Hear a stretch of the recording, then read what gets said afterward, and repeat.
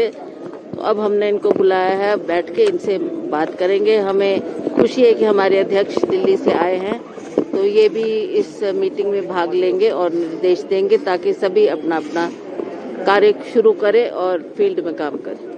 योजनाओं के बारे में हमने डिस्कशन करना है और वो लाभ उनको जो मिलना चाहिए उसके लिए हम लड़ाई लड़ेंगे और वो लाभ उनको अवश्य दिया जाएगा। मैम, नगर निगम में भी जीत सुनिश्चित की जाएगी कांग्रेस? ऐसा है, आप सभी जानते हैं कि पिछले विधानसभा भी हमने उसमें जीत हासिल की है। उसी तरह जो ये कॉरपोरेशन का इलेक्शन है वो भी हमारे लिए बहुत महत्वपूर्ण है।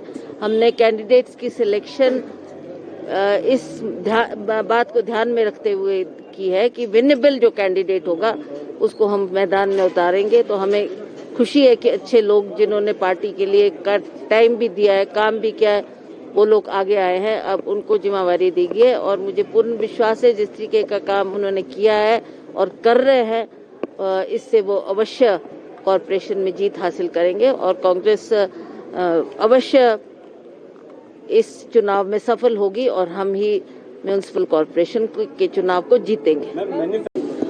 अनऑर्गेनाइज्ड सेक्टर सबसे बड़ा सेक्टर है। भारत सरकार खुद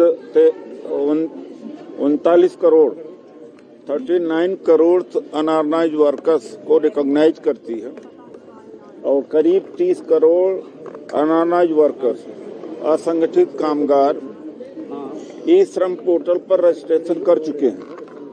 तो अगर देश में 96 करोड़ मतदाता हैं तो करीब 45 करोड़ असंगठित कामगार हैं, चाहे वेंडर्स, रेड़ी पटरी वाले हैं, सब्जी वाले हैं, छोटा व्यापारी हो, नरेगा में जो कार्य हैं कर रहे हैं, मजदूर है, पोर्टल में जो कॉन्ट्रैक्चुअल लेबर है या इंडस्ट्रीज के अंदर है, निर्माण क्षेत्र में है, इनकी संख्या बहुत भारी है।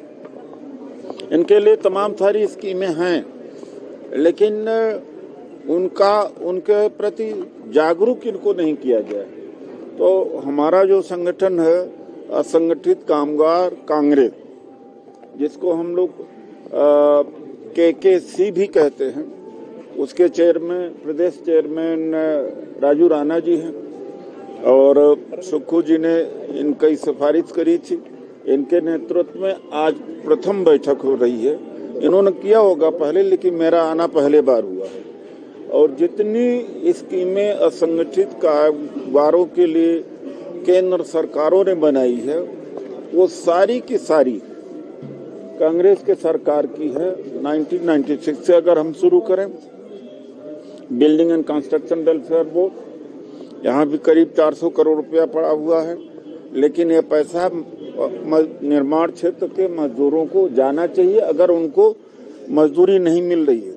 लेकिन अवेयरनेस नहीं, पैसा कहीं लैप्स हो जाता है या कैरी फॉरवर्ड होता रहता है। नरेगा में कितना घपला है, मशीनों से काम करा लिया जाता है और फिर मजदूरों के नाम से चढ़ा दिया जाता है। अब कुछ मजदूरों को कैश दे करके बाकी ठेकेदार, सचिव, ग्राम प्रधान मिलकर के उसी स्कीम में काफी भ्रष्टाचार मचाए हुए हैं, उसके प्रति भी हम आगाह करें। हमारी सरकार ने 2013 में केंद्र सरकार ने वेंडर एक्ट पास किया था। जो वेंडर्स होते हैं, जैसे शिमला में है, इनके वेंडर्स का नगर पालिका के क्षेत्र में इनको अक्सर परेशान किया जाता, चाहे पुलिस परेशान करती, चाहे कारपोरेशन के लोगों को। लेकिन जब इनके अधिकार हैं, अगर उसकी जांच करके इनको जगह अलॉट किया जाना चाहिए तो अब 2.5% आप कारपोरेशन की लैंड, म्युनिसिपल कारपोरेशन की लैंड पर इनको दुकान लगाने का अधिकार है। लेकिन अक्सर वायलेशन हम देखते हैं। आज इन्हीं मुद्दों पर मैं अपने कार्यकर्ता साथियों के साथ में चर्चा करेंगे। देखिए, राहुल जी के बारे का जो मामला कल सूरत में डिसमिस हुआ है वो गलत है। वो जज मोगरा हैं, वो अमित शाह जी के जज थे पहले, वो एडवोकेट थे पहले 2006 में। और जो फेक इनकाउंटर किया गया था तुलसी प्रजापति का, एक तो इसी से पता लग जाता है कि ये कहां से प्रायोजित है। दूसरी बात है, जब भी कोई डिफेमेशन का केस होता है तो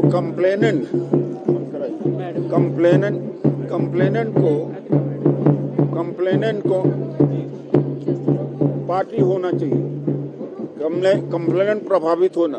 अब जज कहते हैं कि नरेंद्र मोदी जी का अपमान हुआ, तो नरेंद्र मोदी जी को फाइल करना चाहिए था, लेकिन वो तो फाइल नहीं किए। और जज साहब ने 13 करोड़ मोदी निकाल दिए इस देश में। कहाँ से इतना मोदी पैदा हो गए भाई? और उसके अलावा क्रिमिनल केसेस को साइटेशन किया है, मर्डर का साइटेशन किया है, जबकि इसकी तुलना भी डिफेमेशन से नहीं होता है।